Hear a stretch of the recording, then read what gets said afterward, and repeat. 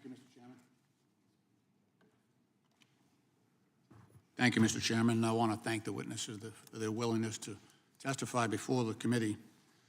As evidenced by today's hearing, the singular mission of this so-called subcommittee on weaponization and the House Republican leadership appears to be the proliferation or, ironically, the weaponization of false narratives for political purposes. Combined with the rudderless efforts to develop evidence for the impeachment of President Biden, these proceedings have become increasingly bizarre at every turn. You know, once upon a time, we were told that the key to all of this was the Hunter Biden laptop. That was the smoking gun that would solve all of this. Until then, it wasn't.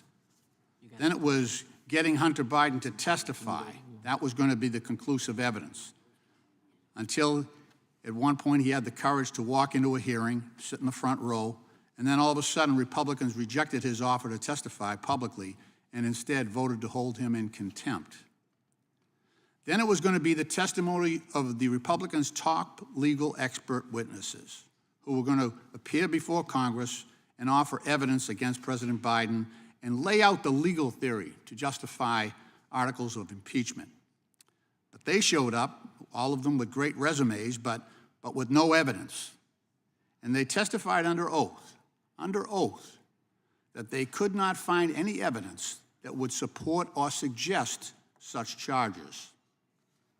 And finally, last month, the Trump-appointed special counsel, David Weiss, announced that he had indicted Chairman Jim Jordan's star witness, former FBI informant Alexander Smirnov, for making false statements and fabricating evidence to federal investigators about President Biden and his family, including the shameless lie that President Biden sought millions in bribes from Ukrainian energy company Burisma when he served as vice president.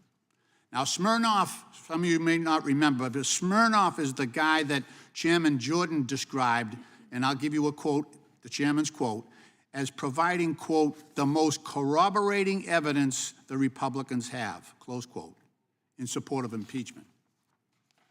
So given that Smirnov is being charged by the Republican Trump-appointed special counsel for lying and fabricating evidence, and the pathetic show that the Republicans have put on so far, that assessment is probably correct.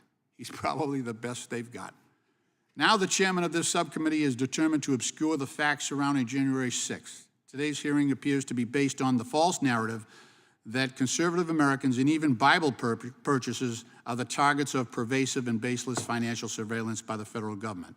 It also follows statements made by several House members downplaying the attacks that Officer Fanon has described at the U.S. Capitol complex as, quote, acts of vandalism, close quote, and a normal tourist visit. That could not be further from the truth. As reported by the Bipartisan Select Committee on January 6th in its final report, our nation endured an insurrection that specifically sought to violently block congressional certification of the 2020 presidential election. The sheer scale of the mob violence that you saw on the video earlier and the lawlessness that was exhibited that day tested the very fabric of our democracy, with rioters savagely beating law enforcement officers like Officer Fanon amid repeated crowd chants such as hang Mike Pence, shoot him with his own gun. The Republican vice president, hang Mike Pence.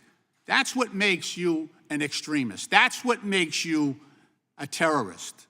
Not just your desire to purchase under the Second Amendment a weapon that you're legally entitled to have. It also warranted additional investigatory efforts by federal law enforcement authorities to prevent more violence leading up to the 2021 presidential inauguration. Officer Fanon, as a former Metropolitan Police officer, could you please tell us how the promulgation of false narratives, like this was just a tourist visit or simple vandalism, how that distorted description affects your ability to do your job?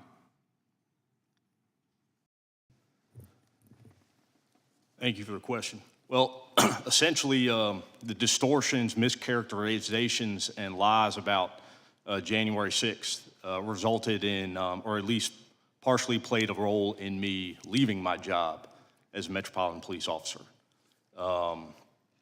They have inspired fellow Americans to threaten me, threaten members of my family, simply because of the statements that I've made about my experience, both on January 6, 2021, and in the aftermath.